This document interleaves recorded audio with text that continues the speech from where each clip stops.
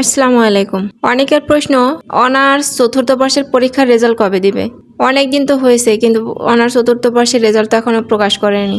তো তাদের জন্য একটা সুখবর, দ্য ডেইলি ক্যাম্পাস সূত্রে অনার্স চতুর্থ বর্ষের ফল প্রকাশ কবে হবে তা জানা গেল। তো চলুন বিস্তারিত জেনে নিই। অনার্স পরীক্ষা 6 মাস পেরিয়ে গেলেও চূড়ান্ত ফল পায়নি জাতীয় বিশ্ববিদ্যালয়ের অধীনে 2022 সালের অনার্স চতুর্থ বর্ষের শিক্ষার্থীরা। এ নিয়ে দুশ্চিন্তায় কয়েক লাখ শিক্ষার্থী। তবে এসব শিক্ষার্থীরা শীঘ্রই সুখবর পেতে যাচ্ছে।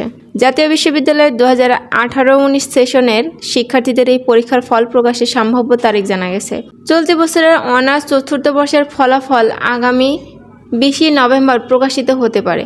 শিক্ষার্থীরা ওই দিন বিকাল থেকে জাতীয় বিশ্ববিদ্যালয়ের ওয়েবসাইট থেকে তাদের ফলাফল দেখতে পারবেন। জাতীয় বিশ্ববিদ্যালয় কর্তৃপক্ষ জানিয়েছে, দ্রুত ফল প্রকাশের লক্ষ্যে এই নির্ভুল ফলাফল নিশ্চিত করতে আধুনিক তথ্য প্রযুক্তি ব্যবহারের মাধ্যমে ফলাফল প্রক্রিয়াকরণ করা হচ্ছে। সময় মতো সঠিক ফলাফল প্রদান নিশ্চিত করতে সর্বাত্মক চেষ্টা করছে।